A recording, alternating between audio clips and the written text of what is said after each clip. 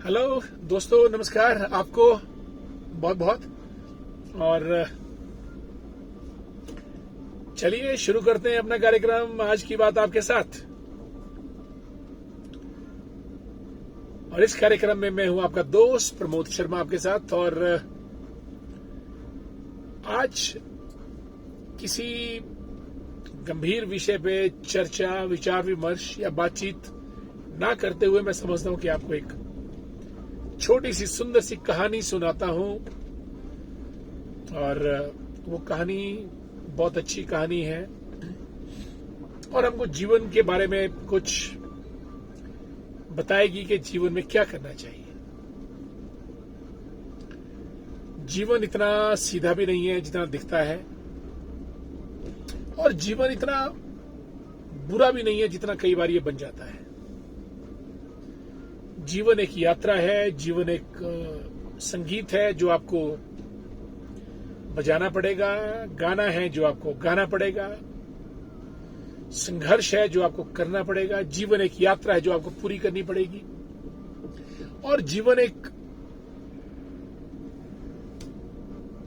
संदेश है जो आपको देना पड़ेगा सभी को। और इसी उद्देश्य से आज कहानी जो मैं आपको सुनाने जा रहा हूं, उस कहानी में कुछ गांव वाले हैं, एक सांप है और एक संत है। इन तीनों को मिलकर ये हमारी कहानी बनती है। और गांव था जहां एक सांप रहता था। कभी कभी गांव वालों को काट देता था, डस देता था। गांव वाले परेशान हो उठे, कभी किसी की मौत, कभी कहीं तो कभी कहीं भय का वातावरण। सांप ना जाने कब कहां कैसे प्रकट हो जाए। हुआ यूं, कुछ दिनों के बाद एक संत महाशय वहां से गुजरते हुए निकले और गांव वालों से उनका हालचाल पूछा कि कैसे हैं, क्या हो रहा है। गांव वालों को लगा कि इससे अच्छा मौका मिलेगा नहीं। संत महाशय आए हैं और अपनी फरियाद उनके सामने रख दी। फरियाद रखी कि इस गांव में हम तो रहते हैं, लेकिन एक सांप रहता है और हम बहुत दुखी हैं, परेशान हैं। अनायास ही कहीं कभी किसी को डस देता है और हमें इसे मुक्ति दिलाइए, छुटकारा दिलाइए। स्वामी जी जो संत थे वो कुछ देर सोचने लगे और फिर उन्होंने गांव वालों से कहा कि चलिए मुझे सांप से मिलाइए, मैं सांप से बात करता हूं। सभी गांव वाले जो थे, 2, 4, 5 संत महाशय को लेके वो पहुंच गए सांप के पास। संत जी ने बात की सांप से कि भाई भले मानस, क्यों इन गांव वालों के पीछे पड़े हो, और इनको डसना वसना बंद करो और इनको भी जीने दो, तुम आराम से जियो। तो स्वामी संत को देखकर सांप बड़ा प्रभावित हुआ। उनकी अच्छी अच्छी बातें सांप को अच्छी लगी और सांप ने स्वामी जी को वादा किया कि मैं आज के बाद कभी किसी गांव वाले को नहीं डसूंगा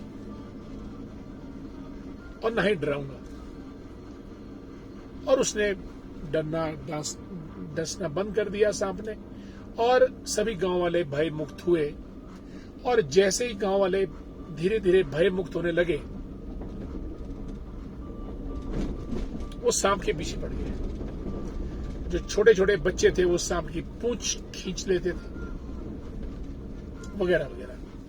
कोई कंकड़ पत्थर मारता था, कोई डंडा ही मार लेता था।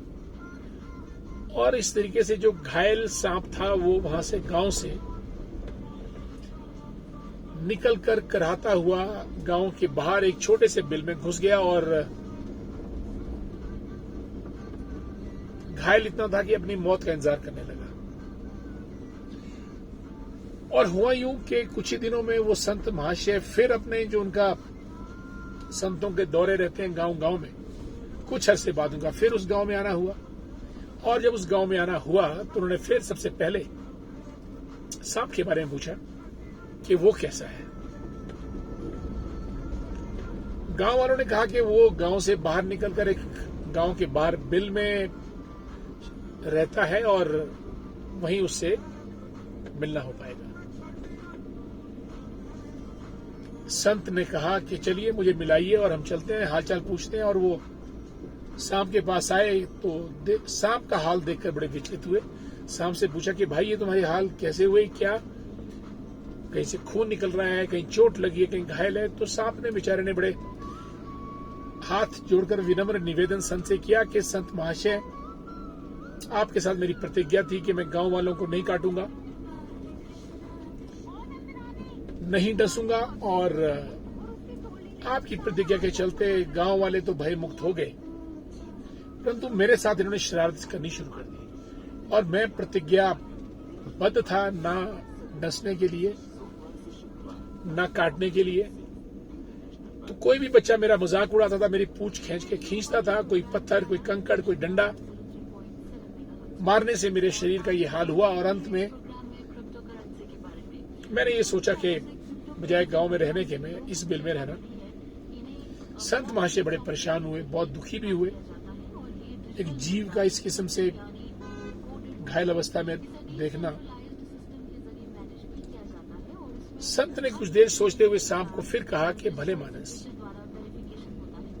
तुम्हारा ये हाल हुआ है, मुझे बहुत दुख है, परंतु मैंने तुम्हें जो प्रतिज्ञा थी गांव वालों के साथ वो ना डसने की थी, ना काटने की थी,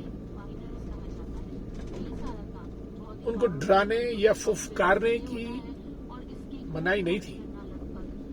तुमने जब अपना फुफकारना ही बंद कर दिया, डसना तो बड़ी दूर की बात है, तब ये तुम्हारा हाल हुआ और पूरे गांव वालों ने भय से मुक्त होकर तुम्हारा ये हाल किया। इसलिए तुम अपना फुफकारना जारी रखो, काटो मत, लेकिन अपने फुफकारने से गांव वालों को डराना तुम बंद मत करो। ये शिक्षा संत ने दी और ये शिक्षा मेरा ख्याल हमारे जीवन में हमें भी ग्रहण करनी चाहिए। हम सब भय बिन प्रीत नहीं, भय निर्भय होना एक अच्छी बात है, लेकिन भय के बिना बात नहीं बनती। स्टूडेंट को टीचर का भय ना हो, बच्चों को माँ बाप का ना हो, भाई को अपने बड़े भाई का ना हो,